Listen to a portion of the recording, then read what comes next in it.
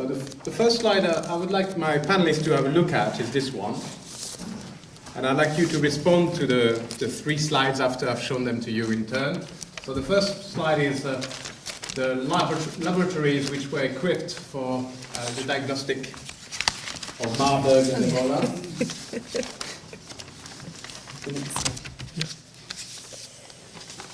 The second is a map, and this is the map of the Ebola crisis as of the 7th of August of this year.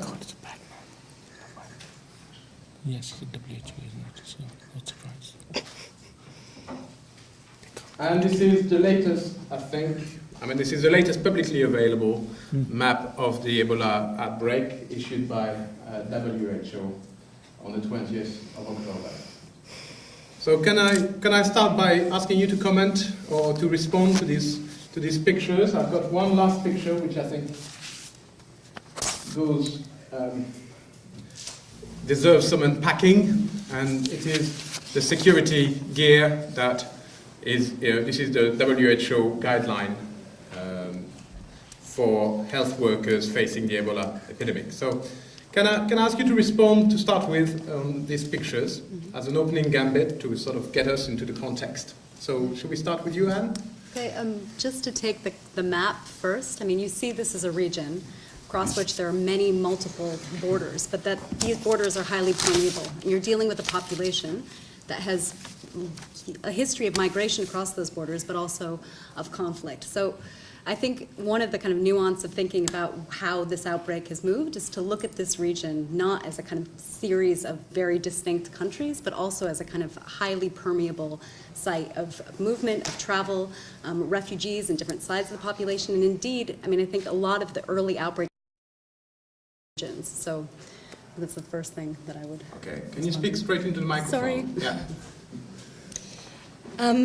So I guess a couple of things come to mind. Is firstly just about the overall kind of evolution of the outbreak. So I mean, MSF started. Was kind of arrived in West Africa, but we've started to respond to the Ebola outbreak in March, which was when it was first identified as Ebola, and sort of made our first public statements in April as to our concerns for the situation, that it was something that could get out of control.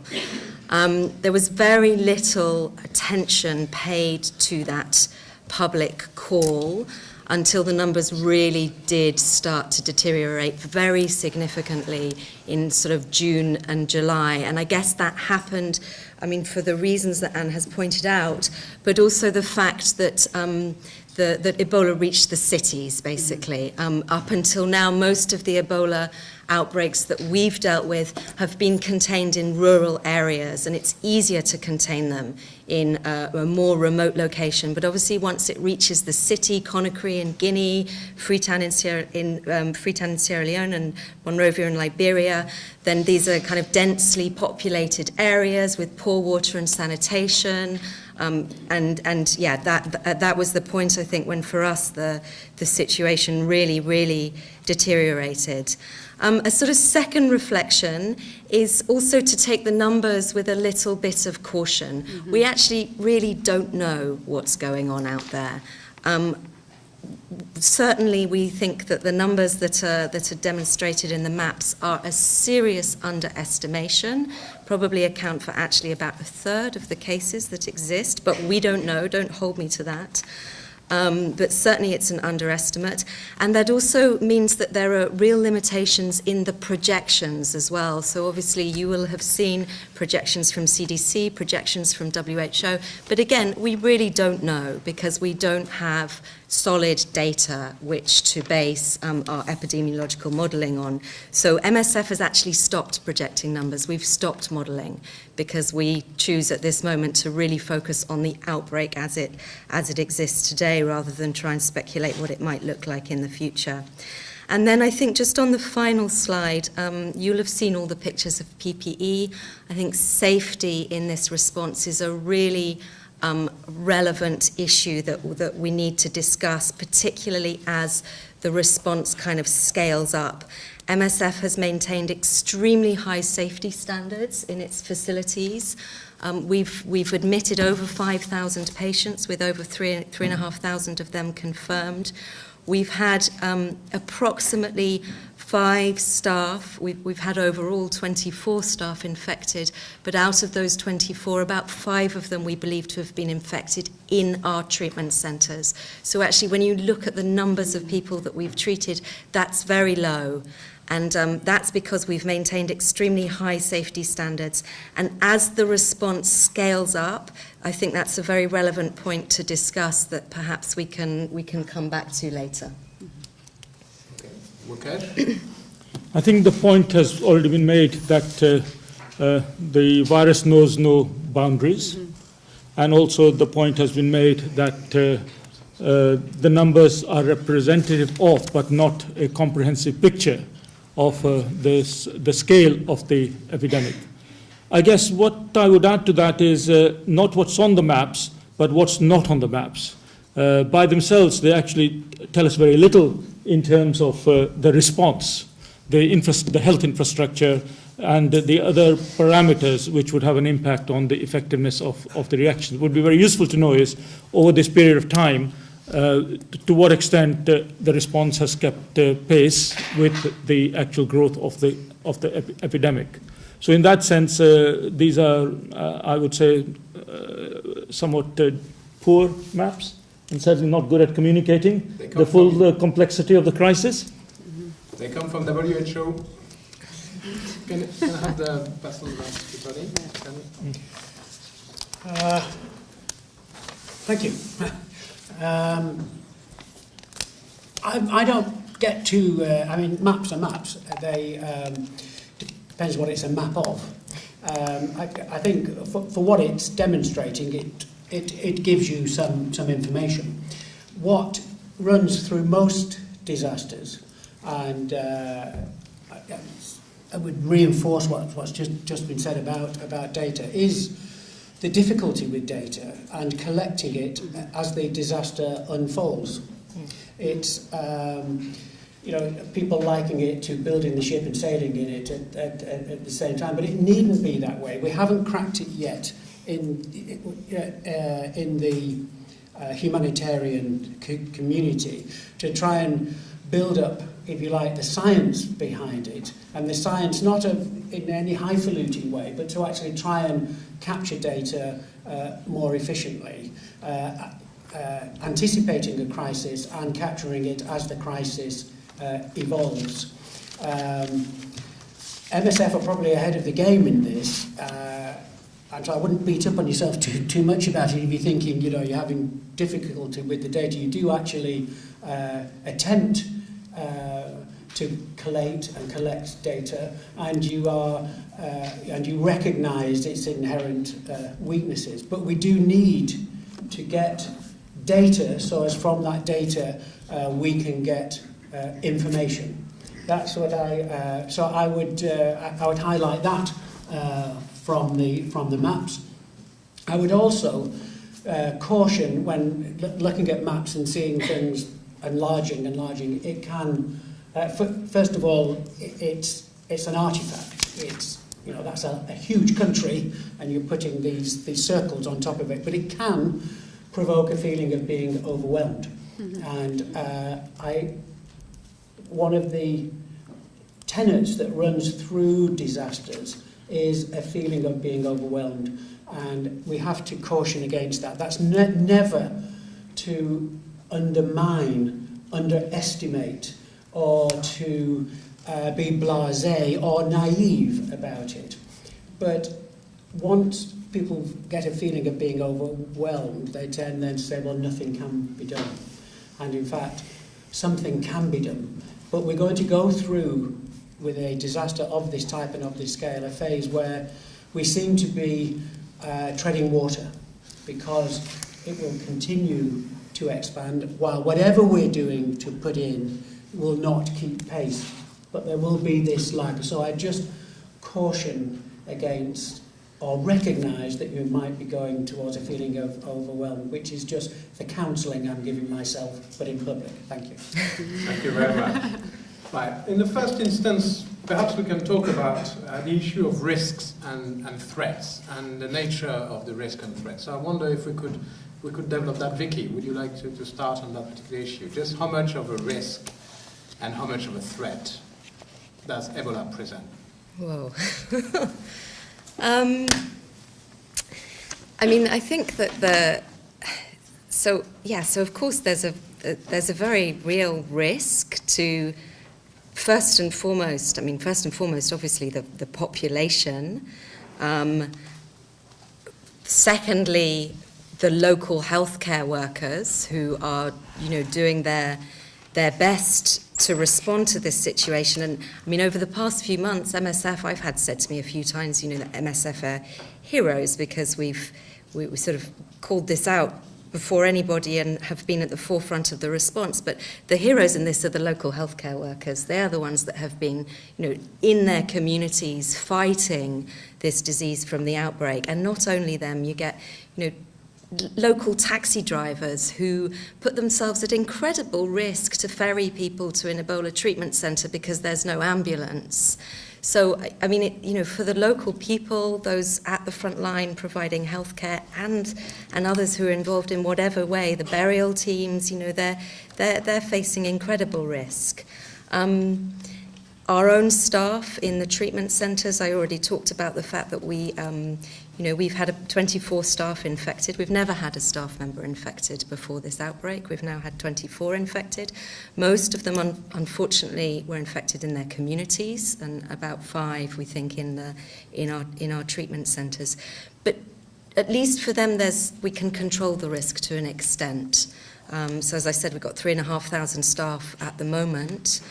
With only 5 infected as a result of their work, so we can protect our staff to a high degree. We can control the risk that they're faced with. But in terms of the overall threat, then the overall threat that this poses to the countries concerned is, absolutely catastrophic. Not only, I think, in relation to the immediate impact of Ebola, because, in fact, it's a very dramatic situation, but if you look at the absolute numbers, I'm sorry, I'm getting quite some feedback. Yes. A bit of feedback. You will have seen, for example, more people killed as a result of the violence in South Sudan over the past year. More people killed as a result of communal violence in Central African Republic.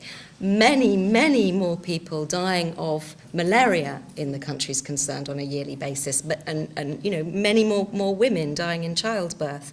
So the absolute numbers are in themselves not quite so dramatic, but it's everything that's happening around that. It's the breakdown in healthcare systems. It's the breakdown in entire economies.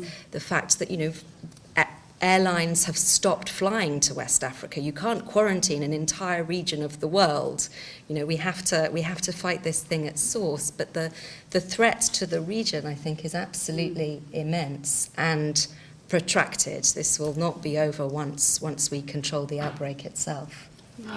No, I just wanted to pick up on that last point about quarantining country, because of course the language of threat is a militarized idiom, right? We think about, the threat of, in the States it's ISIS and Ebola. These things are twinned, right? So when we think about risk and threat, we have to kind of begin to tease apart what are the kinds of reactions that states that aren't the afflicted populations are having, and how that might have a knock-on effect for the populations that are suffering from this affliction. So I think when we talk about threat, there's some nuance that we have to think, where are these kind of reactions coming from? Closing down flights, how are we dealing with health workers that are coming back into the UK, into the US, and thinking hard about what kind of political message that is sending. Okay. I think the risk can be quantified, numbers can be done. I think that's what you're saying.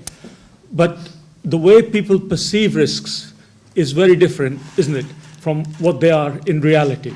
So the threat is of a dysfunctional response, a point that has already been made, so that the risk appears higher than it really is.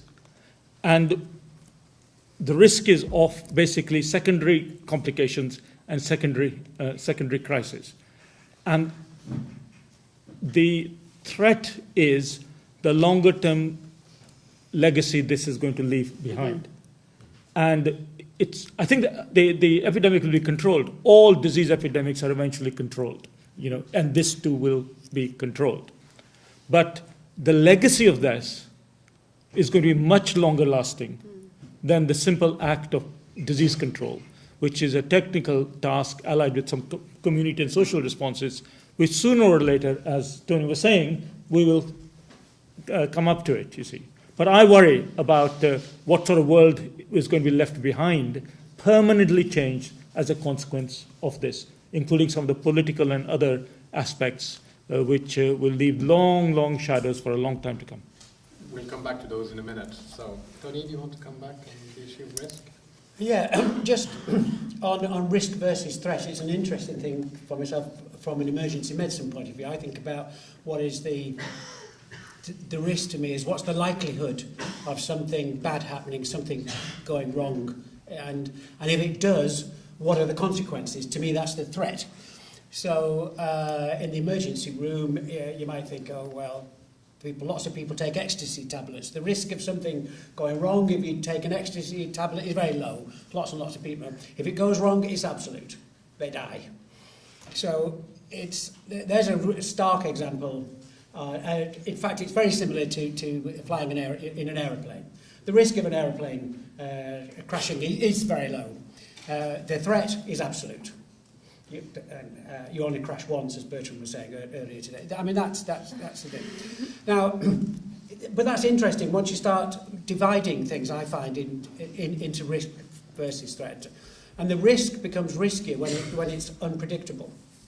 And certain aspects of the Ebola. Now, the Ebola virus itself is a huge threat. I wouldn't want it. Thank you very much. It's a huge threat, but the risk of getting to it is predictable to some extent, or to a large extent. You know the circumstances in which it is transmitted. You know how to protect yourself. Whether or not you can protect yourself, whether or not you have the wherewithal to do that, is another matter. But at one level, the risk is predictable and is manageable, and thereby you can control the threat. But to support what Mukesh is saying, if you extend this beyond the clinical, if you like, and into society, then you can see what the risks are, and they are predictable. But are they manageable in terms of the breakdown in society, on the economy, and so on, the efflux of people, whether how long it will take. What is a very vulnerable country to start with, how long it will take for that aspect to get back. And that poses a threat which is very difficult for me to envisage being managed by just looking at the risk. Okay. Well, we're moving on to the issue of those countries in particular. At the beginning of, if I remember correctly, I think that there is a sense that the first case may have been as far back as December last year. At the onset of the epidemic, an awful lot of the early cases were linked to funeral rites. So can I ask Anne to comment? I remind you that Anne is linked to this very practical enterprise to bring together anthropology to provide some information to the response to Ebola. So I'll put your website on. Thank you very much. Which is good. And can you tell us a little bit more about the issue of burials and the role that burials may have played in the diffusion of the Ebola virus? Yeah, no, funerals have been identified as a key source of Ebola infection, but I mean, they're also a source of great community anxiety and conflict over how appropriate burials happen.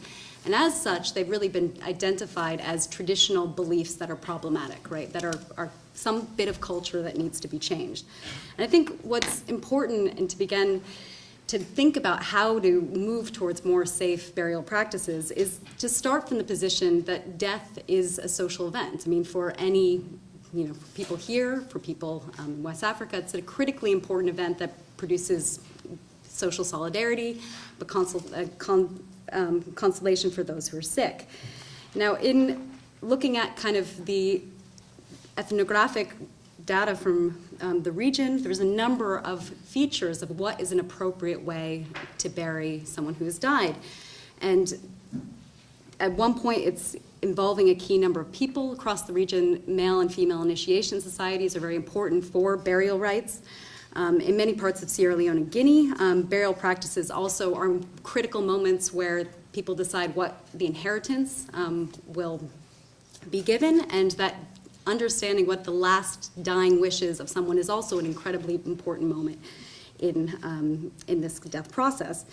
Now, there's also elaborate protocols and important protocols about how you treat the body in terms of washing it, in terms of who should be present at a funeral.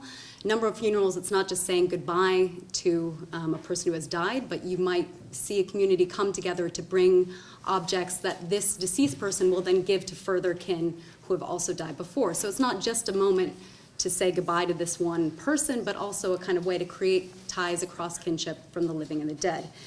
And finally, I think what's really important to notice is that failure to comply and to do the proper kind of saying goodbye to the dead has enormous consequences for the living. It can mean that a loved one doesn't reach afterlife. It can mean that certain misfortunes are visited upon the family that doesn't go through these protocols. For instance, miscarriage, illness, and you begin to see why it's so important, why it's a critical point of contact about how to appropriately just have a funeral that satisfies the need of biosafety, right? That you want to keep people safe from contagion, but also that you allow them to mourn. So I think there's been a lot of ways that anthropologists have been trying to see entry points to have safe burial, and this might mean small compromises, being able to see the loved one before it's in the body bag, having a transparent body bag, people being able to identify that the body is, that it's whole. There's a lot of rumors around organ theft,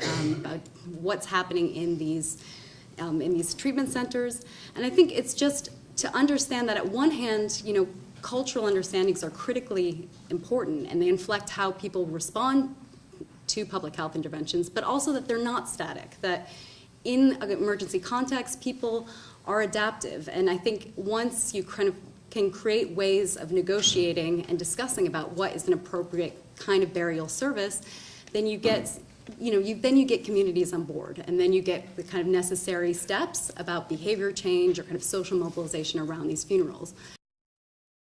A colleague of mine who's currently in Monrovia, and she says she's very anxious that maybe the emptying of beds and the drop of numbers is something good, but also there are mass cremations, and she says people that she talks to are very terrified at that prospect. So again, seeing the burial as a site of positive kinds of cultural change, who are the local leaders, who do you have to identify to go through an appropriate burial? Are there rituals that allow you to repair whatever failures of protocol happen because you're not allowed to touch the body? And to see that as a point not of changing people's mind or dispelling nasty traditions, but as a point of possible resilience and collaboration. Okay, thank you. Tony, do you want to engage with the issue of the dead bodies? Not from the burial rites, as it were, but those points out. What you was thinking, because we've got teams who will be going. I was thinking it's such an important issue for people in the treatment centres, people not being able, even without an understanding of what particular cultural processes might be, just not being able to touch somebody under any circumstances. Right. They die, and you're in the suits, and you think, it's horrible under any circumstances, but in these particularly difficult. From an academic point of view, if you like, those who've heard any talks I've given about emergency humanitarian assistance will know that I always include slides about that epidemics sudden onset disasters don't cause epidemics, and the unburied dead pose no risk to the living. Okay, and that's standard, and that is true. I always said except for, and it was always except for, and the common one is cholera, where and viral hemorrhagic fevers, which was always a thing. Yeah, but well, you know, viral hemorrhagic fevers, well, you know, they're over there and they don't happen very much. And it was all about cholera. Now this was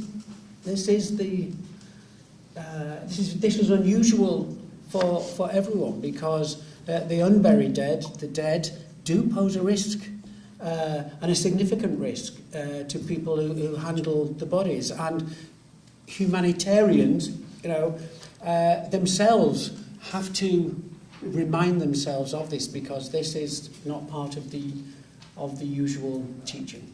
It's quite interesting that a few years ago we actually invited a lot of NGOs to respond to another project at the University of Manchester about mass burials.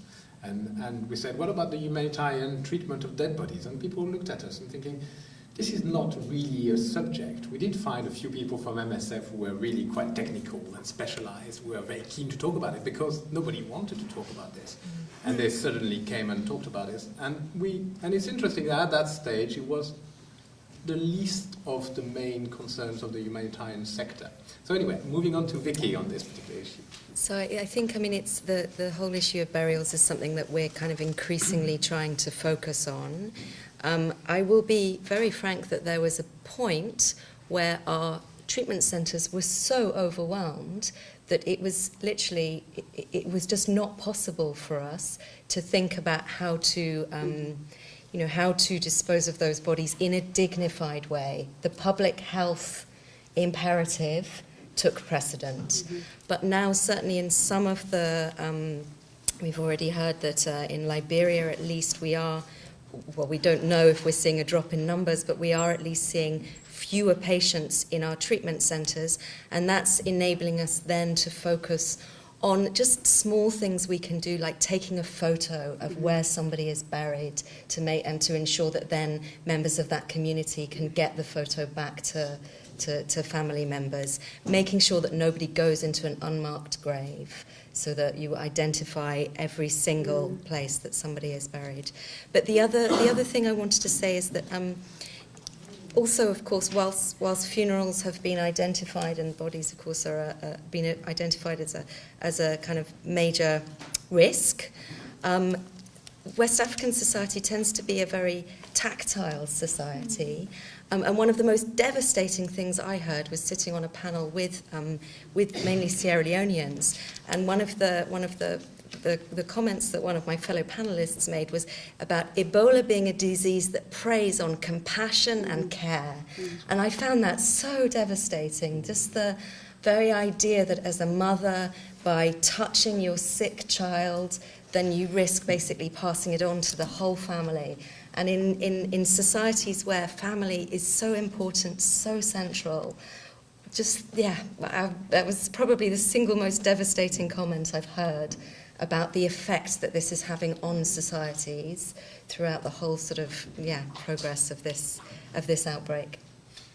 As we mentioned earlier, this is the first time that West Africa has experienced, at least as far as we know, which is always a possibility that past events may have gone unreported in some remote areas. But this is the first time that an Ebola epidemic has ever arisen in this region. So can we talk about the rumors that have surrounded the event? So Anne, can I ask you to come back on this issue? Again, rumors becomes a place where, this is something that happens with people who are misinformed, or, local beliefs, or problematic publics who don't understand, how biomedicine works. But again, I think there's a kind of two takes to think about these rumors. I mean, on one hand, there's a lot of kind of practical common sense responses that a rumor might trigger. For instance, if your mother has been sick and she dies, and they come to disinfect the house and they spray the house, and then everyone else in the family dies. Now, it doesn't take a huge leap to maybe connect that process of spraying and disinfection with that this is someone coming to, to kill, to spread the disease through that process. So I think on one hand, there's been this move to kind of, through public messaging, dispel rumors to say, Ebola is real. This is, we have to get over these, false understandings, but not to really engage with why people might be thinking that health workers are spreading this disease. The other point is that some of these rumors are highly, it's not just the kind of uneducated, but highly sophisticated analyses of power dynamics, of structural violence. For instance, that this is a bioterrorist weapon. There's a Lassa fever lab. It's leapt, that this has actually been either an accident or that this is a big test. We're allowing this Ebola outbreak to rage so that we can then try vaccines that we've had in the wings. So, looking at these rumors, as again, very nuanced kind of critiques of and anxieties about what is the relationship between global health and these countries that have really had their health systems gutted. So, I guess the take-home message there is, how to really, instead of just say we need to overturn or dispel, these crazy conspiracy theories, but to engage with them and to look and see what are the anxieties that are really at play. How do we listen to communities and their fears, and how do we then build up trust? Because it's the key issue is about public health teams, outsiders, and how do we allow these people to see the help that they're bringing instead of that they are actually spreading the disease. So. Anybody wants to pick up on this? Well, I'm just ruminating to myself on, rumors which are the rumors we've just heard about. And then when leading think tanks and politicians speculate and epidemiologists project projections and so on, we don't call those rumors, do we? And yet those have as dysfunctional consequences as our poor people affected in the countries. So, and then in a place where information and the flow of information is not a neutral public good, but it is manipulated for particular purposes. For example, agencies, with the honourable exceptions, of course, present facts in certain ways to achieve certain attention or purposes. Of course, we don't call that rumor. We call that communication and marketing or whatever we want to call it, you see. So I think, where am I taking this? I'm only taking this to the point of saying that the first thing that one loses in a crisis, it's like in war, is the truth. And so communication strategies which are founded on real facts and information, which are neutrally done, is extremely important in the multi-pronged approach that it's obviously necessary to deal with the crises of these particular nature. That's a perfect move to the next section that we are engaging with, which is how did we get where we are? How come the situation has run out, at least for a while, out of control? What is, I guess, the system, the humanitarian system, so-called, if it exists, what is the humanitarian system able or unable to do in these circumstances? Can I turn to you, Vicky, on this particular point? Yeah, okay. So I think, there's different elements to it. So yes, there is a humanitarian system, so-called, which is, as we know, is made up of UN and NGOs and donors and sort of other, sometimes private sector. So it's a rather organic, sort of opaque, undefinable thing. And then, of course, there is an international health system as well. So I think maybe you need to separate those two. When it comes to the humanitarian system, there are humanitarian development organizations that have obviously been working in these countries, including MSF, for many decades. So I think that, you know, once the outbreak is under control, we will need to have a look at why the development programming that has been investing in some of the infrastructure, and in particular from our point of view, the healthcare system for so long, you know, how did it, with all of that investment, how come there weren't healthcare systems in these countries that were somehow a little bit more able to cope? I think that's one. I'm not going to come with answers. I'm going to come with questions. No, questions I'm are good. afraid. That's one question for once we have the outbreak a little bit more under control. I think the other aspect to consider from that is, okay, alongside development organisations, there's also many organisations that have been working there that claim that they have a humanitarian remit as well, that they have an emergency response. Where have they been at the outset of this outbreak? I think MSF is an organisation that we're criticised sometimes for having a very hands-on, direct implementation type of approach. Sometimes that's seen as not appropriate in certain contexts, but I think in this situation, it has been absolutely appropriate, and you know, as a result, we are the ones that have been providing the majority of the beds for a significant period of time. I think we would question whether amongst some of our colleagues we've got to the point where there's an over-reliance on local partners and local systems, that sort of becomes the objective rather than being a means to an end. For MSF, the end is about the patient. It's about the person who's experiencing crisis. I think we feel amongst some of our fellow NGOs that the end has actually become about local systems and not about meeting the need. And I think we would also question at times whether there is a lack of willingness amongst some of our colleagues to take risk, and it's recognised that this, as we've discussed, can be a risky intervention if you're trying to treat Ebola, or even if you're involved on the community side, which is actually potentially the more risky part to be involved in. Is there a lack of willingness today in the humanitarian sector to actually take risks?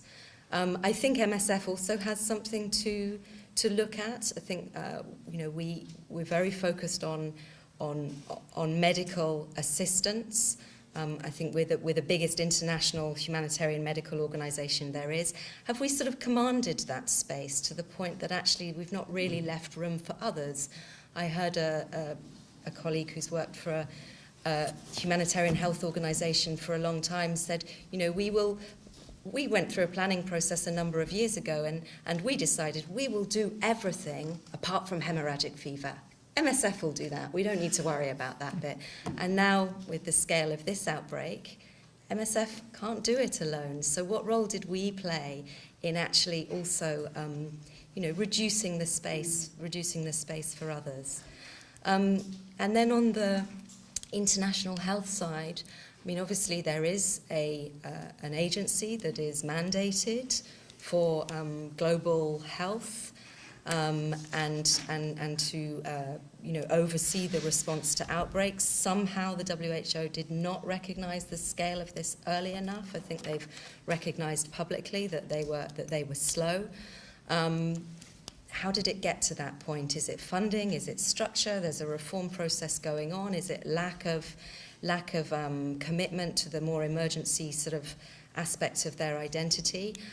I have a question about whether WHO's way of working, which is primarily one of providing technical support to governments, is really appropriate at all when it comes to emergencies, because as we've seen, not just in the case of this outbreak, but particularly if you're looking at situations of conflict, the government itself may be part of the problem, and if your approach is about providing technical support...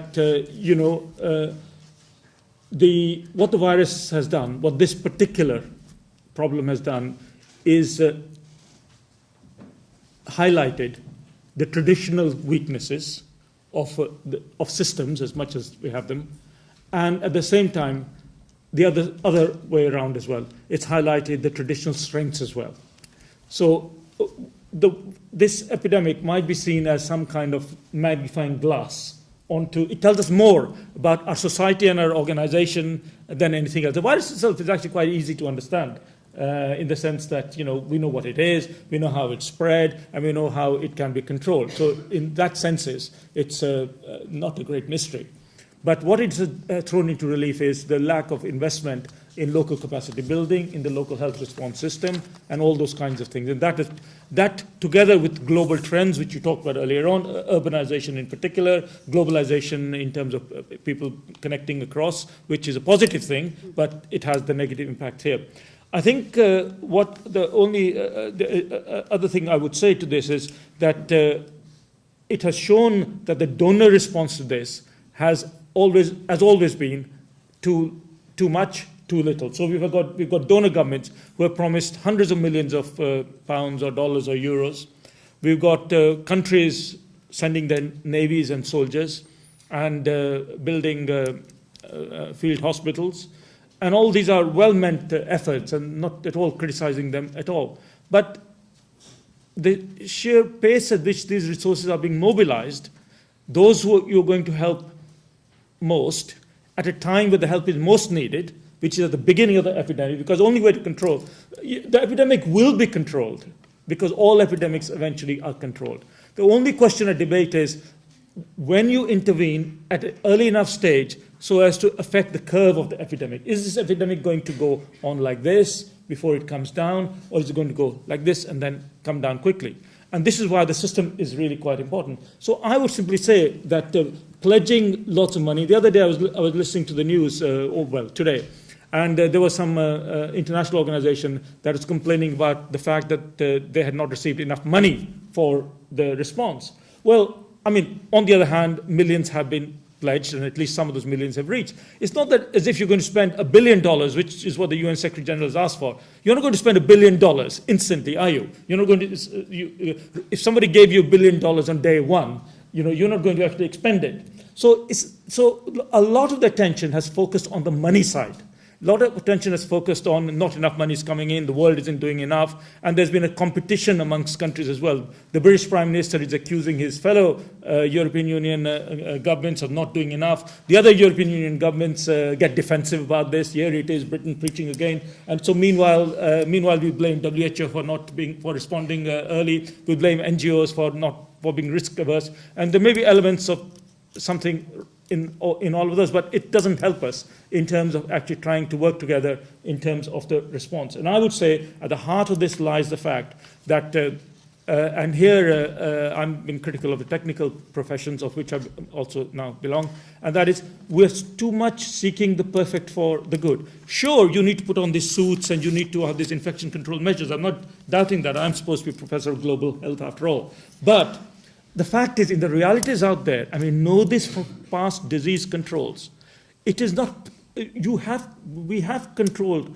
much more serious problems than this in the past, not by following the perfect technical solutions, but by actually promoting good enough solutions, if you like to see. And that, I think, is where we're missing out on the boat at the moment. One day, yes, there'll be enough hospital beds, and there'll be enough people on the ground, and enough protective gear, enough body bags, and all the rest of it. But by then, the epidemic will be waning by its own natural progression, rather than the impact of our international efforts. That's a very good move to the next section, because I think I'm well primed by him to when to stop. There's an area of debate. There's an area of debate which is arising now, which is about the nature of the care, and home-based care and community-based care. I don't think you all agree on this issue. So I'd like, and I don't expect you would all agree on this issue. So perhaps Anne, would you like to give your slant on this issue? Then I move on to Vicky. Yeah. And the ethics of it. Can we talk about the medical ethics dimension of it? Yes. No. Well, Doctors talk about that. I think there's two ways of thinking about this kind of rescaling of the public health effort, which is, initially was about bringing people to treatment centers, get the message out, get people to treatment centers. Now, as treatment centers become overwhelmed and we see that, taxi cabs become a source of infection, the kind of moving populations to treatment centers gets called into question. You know, is this actually making matters worse? Now, the idea to kind of bring Ebola care units closer to the community, I mean, on one hand, people might think this is kind of as a giving up, right? As that we have now washed our hands and, you know, we give out some boxes of gloves and then people can manage on their own hand. I think there are some possibilities here that this kind of move can present. I mean, on one hand, if you limit the kind of time it takes to present someone to a clinic from 7 days a week to 3, I think that it's going to have a huge impact on the outbreak. Now, how to do this safely, or how to kind of, you know, make sure that these community-based centers are, you know, going to be viable and not sources of spread, I mean, there's a number of set of questions, because you have to think, you know, who's going to be doing the care? What are the kind of normal local protocols? What are the, you know, gender issues? Who's going to be sourcing these centers? And I think, I mean, one point of possible resilience that these can offer is that you do come back to communities who, instead of just offering, you know, a source of problem, a lot of these places do have ways that they've managed outbreaks in the past. Barry Hewlett and Bonnie Hewlett, who are anthropologists who worked in the Gulu outbreak, said, you know, it's been a complete, you miss a whole range of ways that communities actually have dealt with outbreaks on their own, have either through quarantine or through identifying a key carer like a survivor to help in managing outbreaks. And I think the possibility of some local partnership there is there. But again, the issues of safety that Vicki's been talking about are real obstacles to that. I mean, even as you see people taking, it's not just how they're dressed in PPE, but how they take it off. And I think that is going to be a central challenge to think about. Vicky? Okay. I'm actually not going to be so dissimilar, I'm afraid, sorry. We support care closer to the community, undoubtedly. As the response gears up, we are, what we're concerned for is a concentration of treatment facilities in the big urban centres, in Freetown, in Monrovia, and that you don't see, and it's not only Ebola, I'm afraid, that this is true for, but you don't see people moving out into the rural areas. And it is the rural areas, particularly at the moment in Sierra Leone and Guinea, which are of primary concern. So we definitely support taking care closer to the community. You need smaller, more sort of agile treatment centres. What we don't support is delegation of care to the community. We believe that is unethical, and we're very concerned that with some of the initiatives, the innovation, and we don't dispute that innovation is needed. We do need to think differently. How can we respond in a different way? But delegation to the community, with the which is basically on the assumption that we're not going to have enough beds to isolate and to quarantine patients. So instead, you push it downwards. That we don't think is acceptable. And I think there is a very fine line between the two things. The reason that we don't think it's acceptable, I mean, Anne's already touched on them, and I brought it up earlier, is that safety is paramount. And with that implies basically safe, high standards of safety for your staff, but also providing quality. I use that in the broadest sense of the term, but providing some sort of quality of care. And there's two reasons why that's so important. The first one is just about safety of the healthcare workers, keeping them safe, making sure that they don't become sources of infection in themselves, because if they're working in an unsafe way, as I already said, most of our staff who have died were infected in their community, not in a treatment centre. So they take Ebola out of the facility and back into the community. So it's safety of staff, but also it's about the facilities can become contamination centres in themselves, because sometimes you're mixing suspect patients with positive patients, and so the facility itself can contribute to the spread of Ebola. So maintaining safety standards and quality is extremely important. And also there's a third reason, is that if people don't trust that they will get some sort of, if they don't think they'll have some sort of chance of survival, then they either won't go, which means that basically you make the whole thing kind of defunct because they stay in their community, or they will travel hundreds of kilometres on their own initiative in order to go somewhere where they think they can access good quality care. And we're seeing that at the moment in Sierra Leone. We're seeing people bypass treatment centres in Bo, one of which is our own, actually, but it's a small facility, it's 40 bed, and they know that we're not expanding it at the moment. So they're bypassing Bo, they're bypassing McKinney, and they're travelling all the way to Calhoun. They're travelling hundreds of kilometres on their own initiative because they feel that in that centre they can get good quality care. So that standards, qualities are absolutely essential.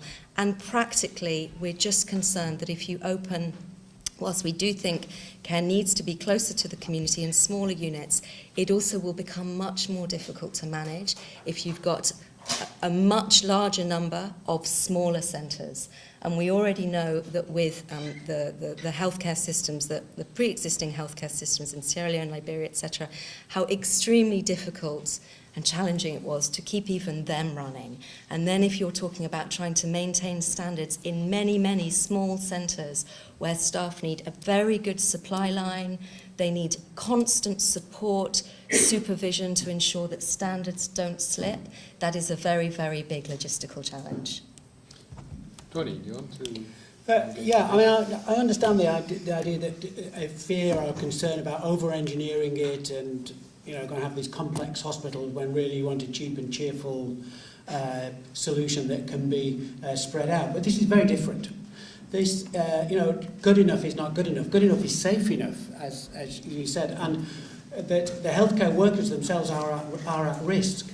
So they have to wear the suits. You know, because the moment you start handling the patients, the moment you try and do any intervention, if it's only putting up a drip, you are at risk. So that's just a fact. It's not a sort of triage decision where you could say, oh, well, you know, we can balance, we can treat so many people against, maybe we do this. There is a red line. And so we have, you know, it has to be done in a way that will actually contain the disease and not make the healthcare workers at risk and the healthcare workers themselves a cause of the disease actually spreading. So there is that has to be factored in. The centres that I'm aware of that are being built are giving fairly basic treatment because that's what is available for this condition. The point I would, in fact, I had it down to say about it, the point about reducing mortality.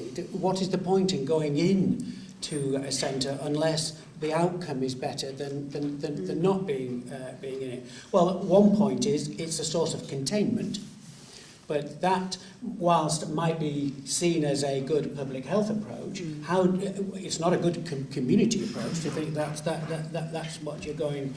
Although we have tried it here in the past with TB and all that to try and just contain things. And clinically, the earlier you get this disease, the better the outcome. It's still not great, but you can get the outcome to reduce, you can get the mortality rate down below 50% with early intervention and straightforward intervention with oral rehydration salts if you get it very early, but certainly with intravenous fluids and with oral antibiotics. Now, it's not high tech. So these treatment centres are actually giving fairly, straightforward treatment, but looking at it, managing it across the community, we have to find ways of getting people to accept the risk of going into a treatment centre. It's got to be, the chances have got to be better for you to go there than not going there, because otherwise, you know, the centre itself, as you said, can become a source of infection. So I don't see any of these things being mutually exclusive. That people are building these treatment centres, so let's support that and get them going. And there will be other solutions. but it's got to be around containing the spread of the disease and protecting those not yet infected. And the very vulnerable we know are the family and the nearest and dearest, but of course the people who are treating them will be near and dear and are at risk themselves and at risk of spreading it. It's a complex conundrum, and we have to manage all aspects of it. I'm just slightly anxious when I say an either or. We do this now, we move on to something else. Complex problems require sometimes complex solutions. It leads to the question of how stigmatized some of the people who are working, for example, for the disposal of bodies are, or indeed survivors might be. So Anne, would you like to tell us a little bit about how the effect of the disease on the patient community that has either recovered or is working with the direct consequences of the epidemic? Yeah, there is a number of accounts emerging of people being ostracized, survivors coming back and having a hard time integrating into communities. And this, again, you run the risk when you talk about stigmatization of thinking about people who just don't understand, right? That this is a miss, these are uneducated people, they're rejecting someone purely on the basis of some physical demarcation, and then they should be socially excluded.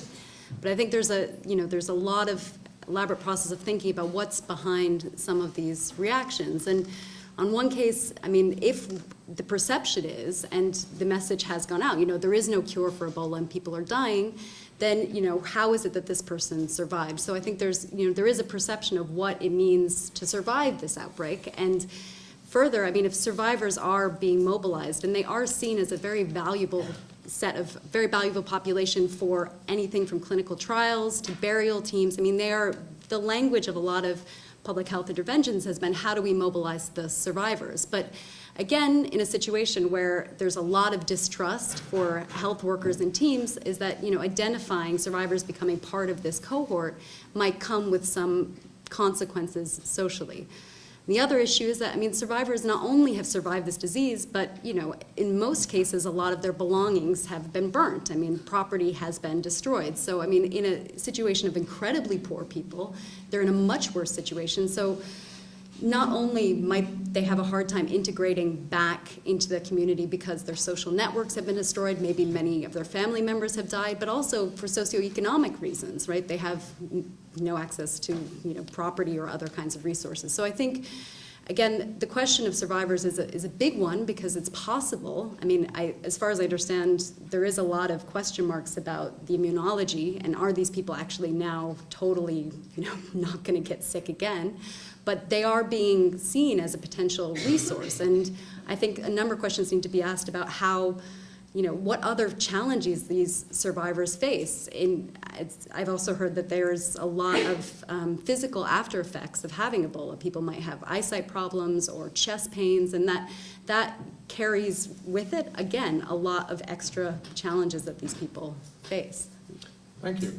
Can we come back to a point that was raised very briefly, and we'll conclude with this one, which is that while Ebola is actually rife in those countries, it's the other diseases that are more likely to kill a large number of people, and possibly more people than Ebola itself. So could we develop a little bit on that particular issue? Vicky, could you tell us a little bit about the general health situation in Ebola-afflicted countries and the scale of the problem? Yeah, these are countries with some of the worst health indicators in the world. The maternal mortality rate for Sierra Leone is in the top 3 worldwide. So already, obviously, these are populations that were struggling with under sort of immense burden of health issues and lack of access to healthcare, because as we've already sort of discussed, the whole the healthcare infrastructure in these countries, some of them recovering from years of civil war, were anyway very weak.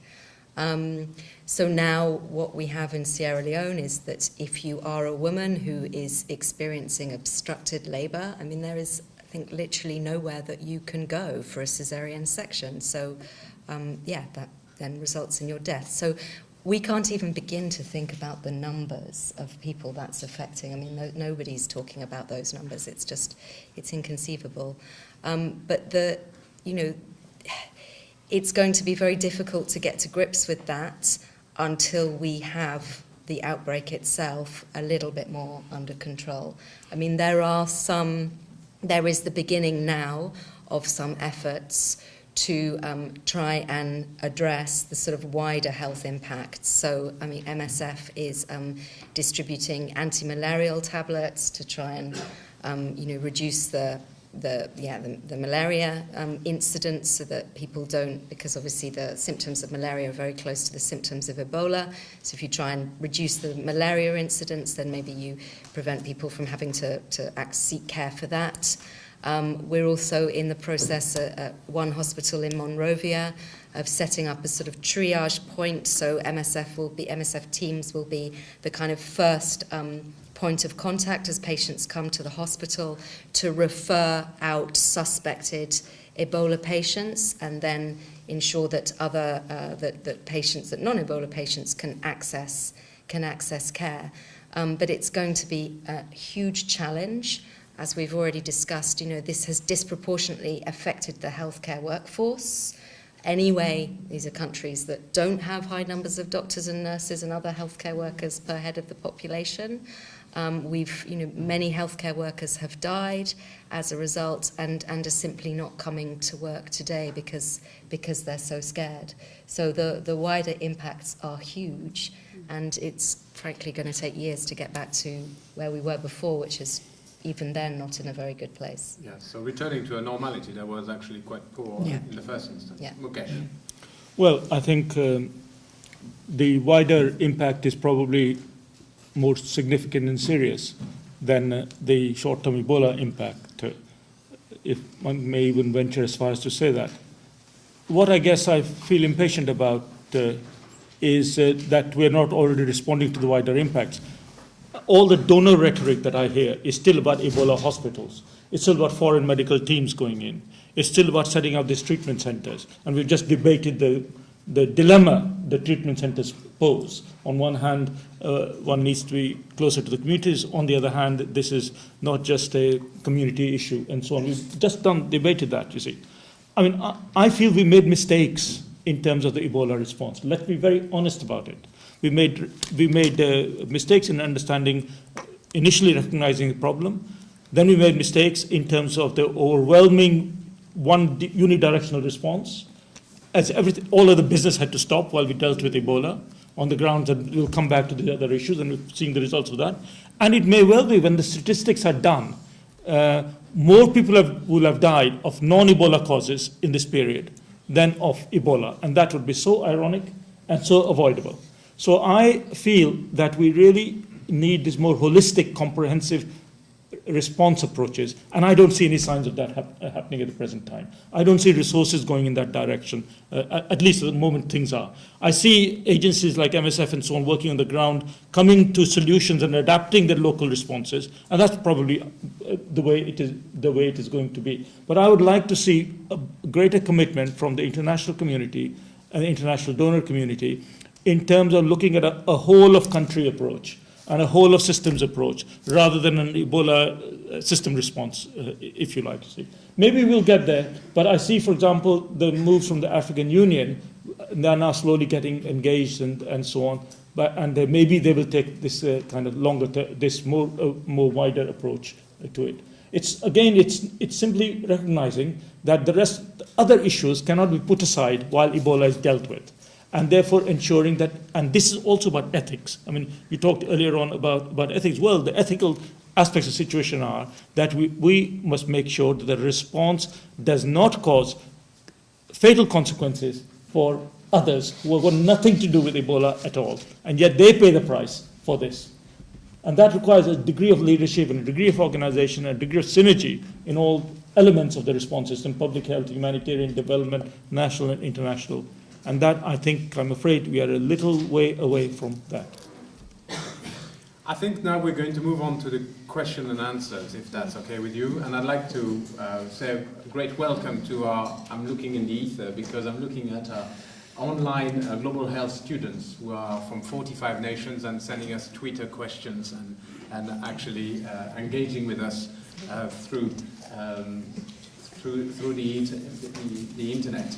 So we're going to take a few questions. I'm going to take a few questions from the internet, and then so start thinking about your questions. When you have a question, raise your arm proudly in the air. Make your questions very sharp and very short. Okay, that's my. So let me give a couple of questions that came from the internet. One is, what role for the survivors of Ebola, and what part is played by stigma? Okay, so let's take 2 or 3 and then we can respond, okay? And the second one is, what do the panelists think of the comparison made by politicians between Ebola and HIV? I'll take that. Yes. Okay? Thank you. We can all... Good. And Let me in there, coach. Yeah. hold on. Last one. Due to the discrimination stigma, where does the resistance from communities come from when putting in place treatment centers? Okay, so these are 3 questions.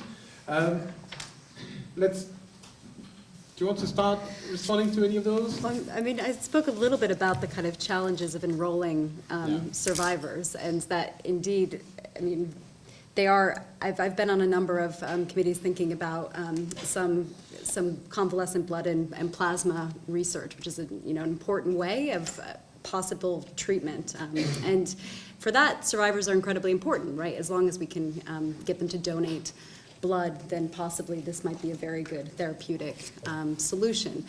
Now, again, if you've gone through Ebola, and then it's not a negligible amount of blood. I mean, we're talking about half a liter that these people want to donate. So I think in approaching this community, some of which these survivors are very willing and very engaged and want to help, but how do you set in place the proper kind of context to support these people? And some of that might be socioeconomic. How do you think about compensation? How do you think about what does it mean to give a huge amount of blood in that context? So I think the point about stigmatization and survivors is well taken, but I think also being very aware that stigma can obscure a lot of the kind of socioeconomic challenges that people might face. Okay. HIV? Well, I suppose there are some superficial similarities. Both are viruses. And, for some politicians, that might be enough knowledge. They both arose roughly in the same region of the same continent, at least in terms of recognition originally. So I guess that's a point of similarity. I guess there is one similarity in strategic terms, in that both are serious global threats, pandemics, pandemic potential. So having said all that, I think there is nothing in common between them. And unfortunately, the uninformed rhetoric around that is doing more harm than good. Because because now we have a good story to tell about HIV and AIDS. In the sense that HIV and AIDS is making huge progress. The number of people dying is getting less. There is treatment available. And if you can get HIV, you can lead more or less a normal life. By the way, AIDS is a chronic condition. Well, you can get it and survive it or die in a matter of days or weeks as far as this is concerned.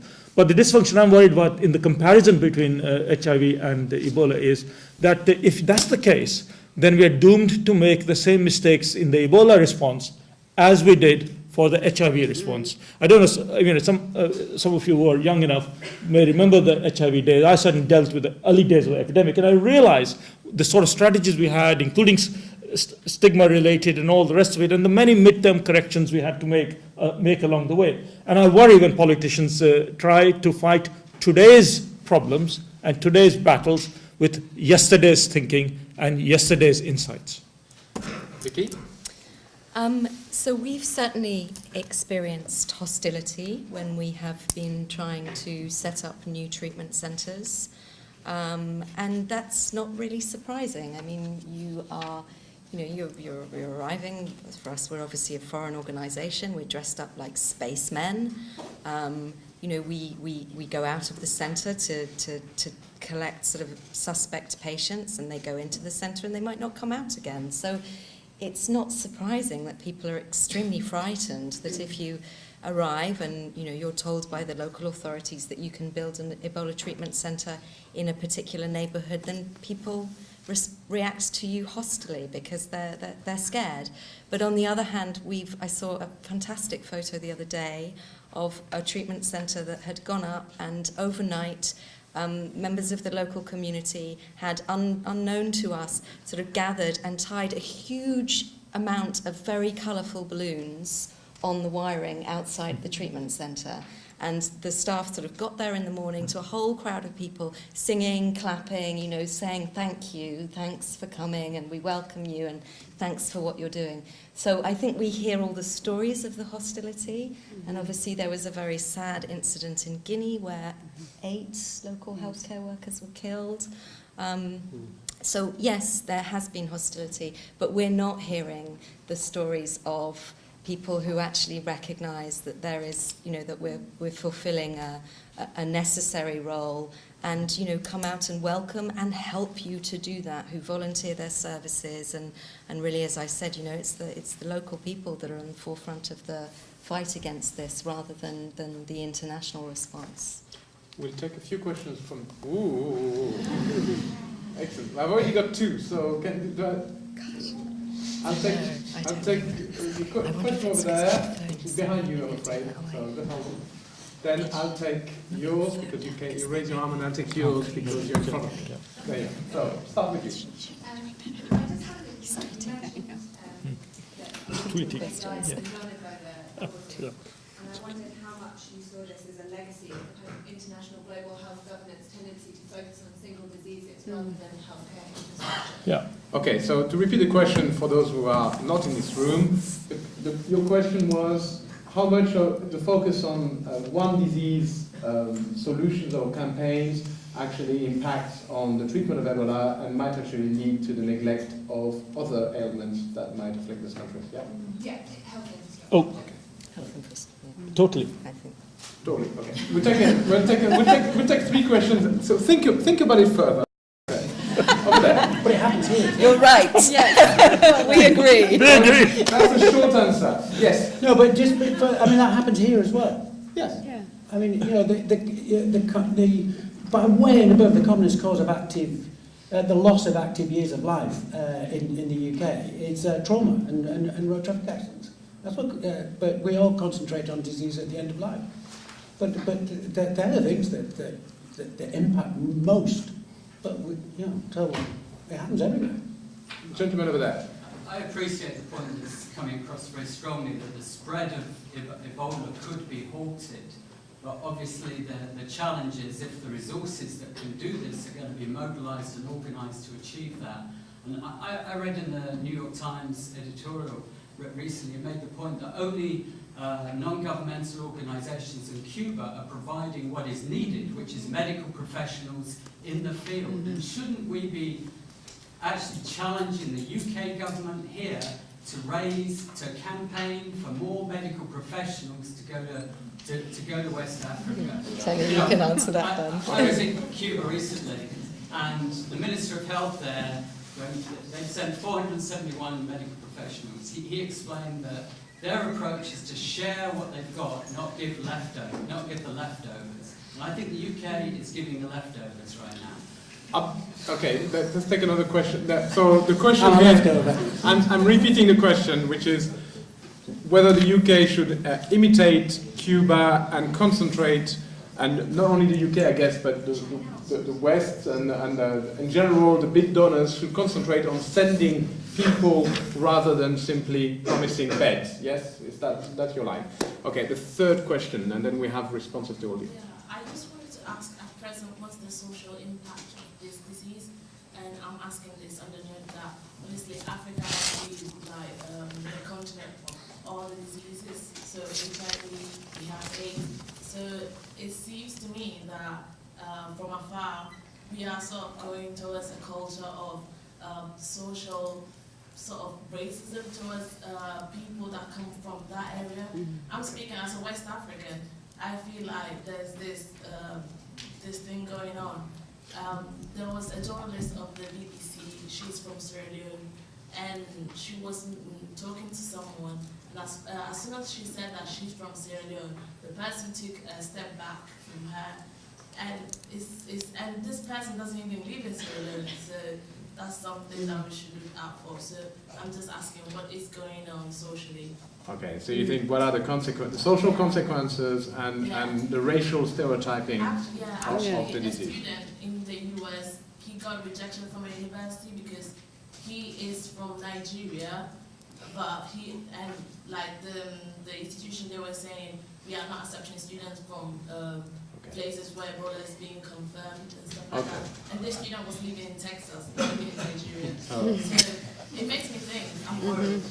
Okay, I think you're making a very important point there. So let's respond to those questions. So Anne, do you want to start with the last question, maybe? Yeah, no, I mean, talk about kind of scaling up of stigma. I mean, it's incredible, and I think there's a couple points, I mean, really nuanced that you picked up. I mean, one is to connect these diseases with something that comes from like the dark part of Africa, right? That this is something that happens around bushmeat, that this is something from the deep undereducated communities. But I mean, what we're seeing, I mean, there's a reason, and it's been pointed out here, that these are 3 countries that have gone through conflict, that have had, you know, I think there was a number that in Liberia they had 1 doctor for every 100,000 patients before Ebola hit. So I mean, this is, I mean, connecting this disease with some spillover event, okay, fine, but this is a disease of health infrastructure, right? So I think there's that piece of stigma, which is like, you know, that comes with the hot zone or anything where you associate disease coming out of Africa. But also that, you know, I mean, you see that stigma is something that isn't just the kind of misinformed local people, but it's something that runs across, you know, all of our countries. I mean, I picked up today, there was something on the Metro about a security guard who wasn't allowed to work, and his white wife was, being from West Africa. So you see this, I mean, that is a kind of racism that is completely endemic and has huge social consequences. So I think it's a great point. Vicky? It's a slightly different angle to it, and it's not to put it in the same sort of category at all, but it's just to talk about the stigma that's sort of being experienced by returned healthcare workers. So we have staff coming back from the region who are, we go for MSF, we have a system of sort of the staff member themselves is responsible for monitoring their own health. We have a system set up, and we have an on-call kind of an on-call system basically to give them some support. But our staff have been reporting incredible kind of, you know, friends and family who basically don't want to touch them, who avoid them for a certain period of time, harassment that they're getting on the internet. So there's really, there's also for healthcare workers who are out there doing what's necessary, actually trying to control this outbreak at source, there's also an issue for them when they're coming home. And obviously in the US at the moment, we have a particularly high-profile situation where an MSF nurse has been put into enforced quarantine despite testing negative. So she's tested, she's negative, she was still put into enforced quarantine, and now we have US colleagues who basically who are scared to return home because they don't know what's going to happen to them when they do so. So that's not going to help to mobilize the people that you were talking about, you know, that we actually need to be out there on the ground kind of staffing the facilities. So public opinion here at the moment, I think, is of real concern. I mean, PHE's response is, we find, very appropriate and moderate, and we're absolutely working with their protocols. But there's a concerning shift in public opinion that might then lead to politicians taking decisions that actually aren't for the public good at all, but are politically driven. Tony, do you want to respond? Well, yes, just following on that theme, we have a leftover team going out next week, which one of whom is Sierra Leonean, and she was telling me, she came to Manchester yesterday, that she and her colleagues on the train were talking about the training that they were coming to, and somebody in the carriage opposite opened their handbag and put a mask on. Well, she thought it was hilarious. With regards to the Cuban doctors, yes, Cuba has offered. I think there was 80 originally. There are. Don't quote me on the figures because I don't know the exact ones. I think there's about 35 in Sierra Leone at the moment. They're working in the British treatment centre that is just opening now. They're working there. The NHS has a scheme that is actually seconding people out to this, but they've been, they're going into the same Ebola treatment centre where the Cubans are, and we have 35 starting their training next week, and at the end of their training they then go into Sierra Leone to go into the Ebola treatment centre to work with the Cubans. This is an international response, but from the UK point of view, there's been quite a step forwards with this in terms of volunteering from the NHS. Of course the NHS has its own problems and has a huge burden of disease it has to meet itself. But equally, there's a huge amount of altruism within the NHS and at all levels.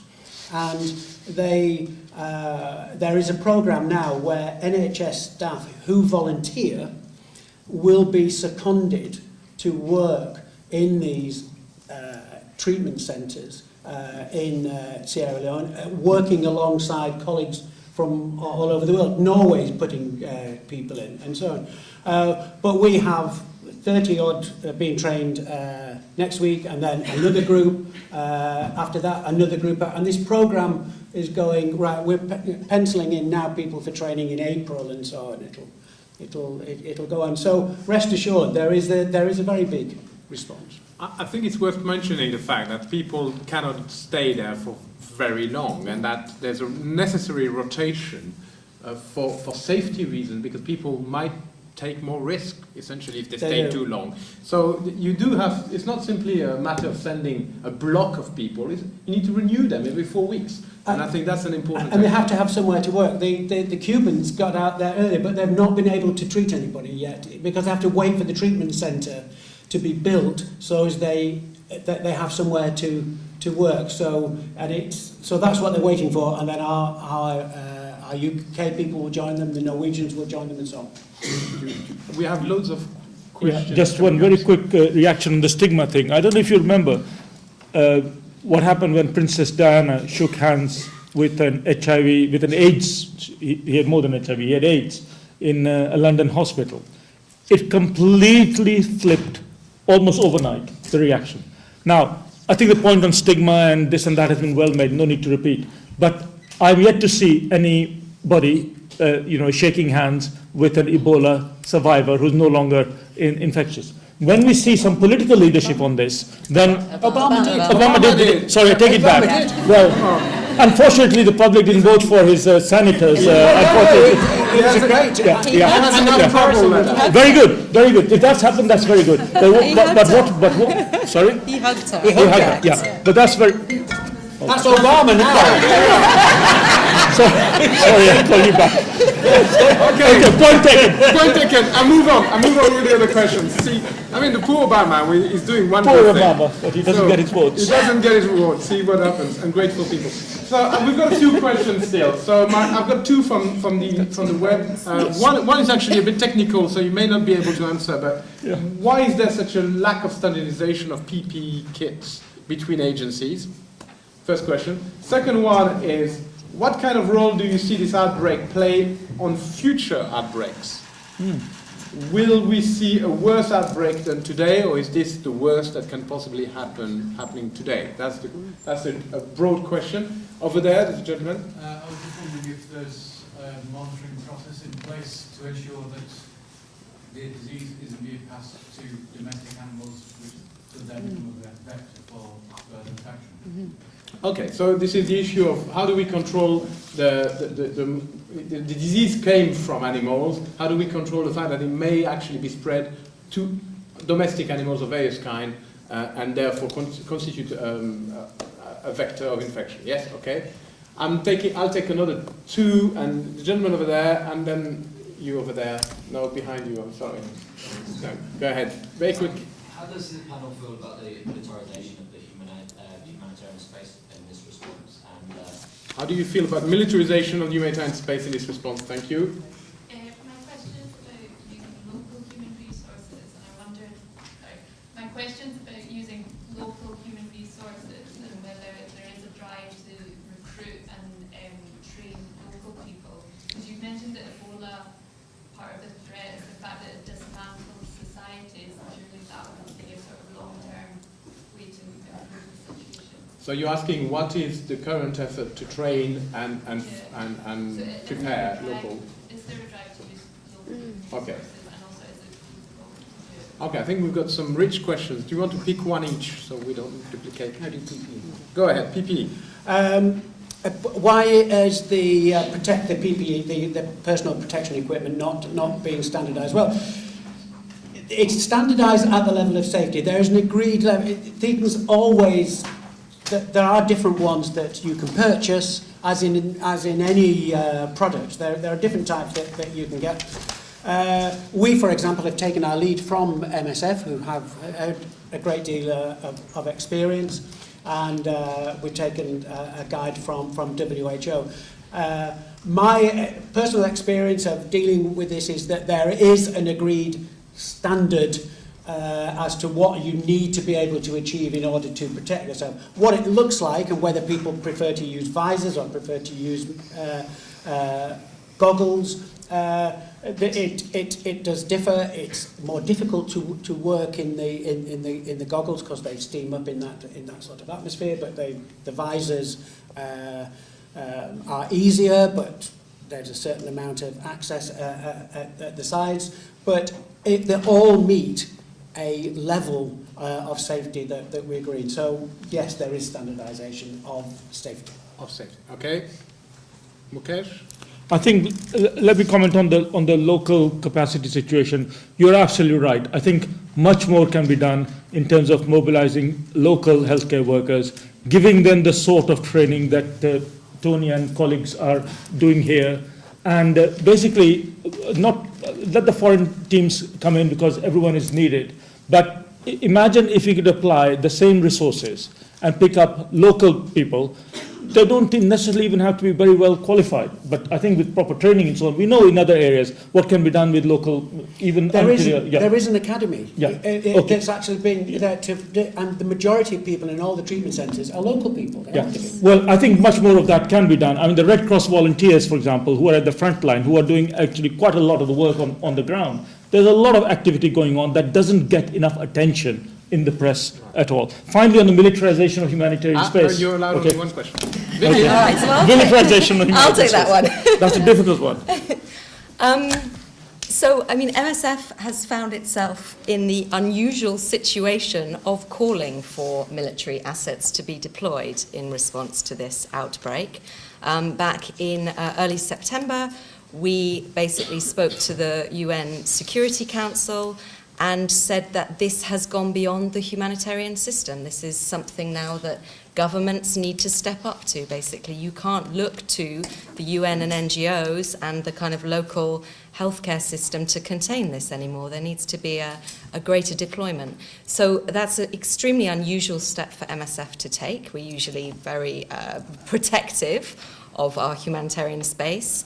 But obviously, you know, this is not a conflict area.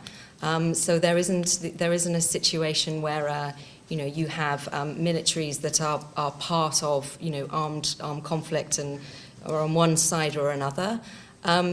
So in this instance, we felt that it was justified. We actually called for deployment of civilian or military assets that had the appropriate biohazard containment experience, I think was the precise terminology. And in fact, probably we would, a little bit linking to the question about should we send in more people and not just provide beds? We would really say actually that more of that is needed at the moment rather than less, in order to respond fast, with the kind of discipline that is required to run one of these treatment centres. Focus on that isolation and treatment, and then over time pull that capacity back so that in the end you have a locally kind of a locally run response which is trained. I mean, just to say, out of our numbers, we've got 3,500 staff working in the region at the moment on Ebola. 300 of them are international. So, of course, the majority of people working in the response are local. We're training as we go along, and you know, we're investing in local capacity to be able to ultimately be able to hopefully control a future outbreak with a greater dependence on local capacity rather than international. Anne? Yeah, no, I mean, just to highlight and come back to the militarization point, it's clearly incredibly important that we have garnered this response.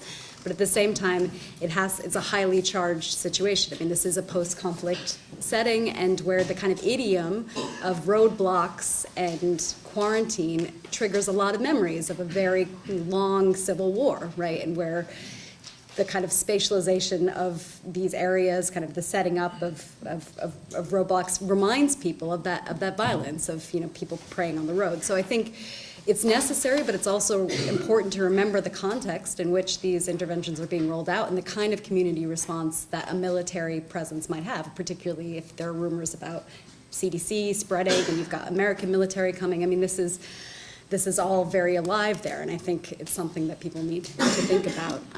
I also, just the final point about local capacity, I think, you know, again, there's an amazing amount of resources and this acceleration around clinical research, which is, you know, promising, and there might be, you know, biomedical answers and tools right around the corner, and these clinical trials are planned.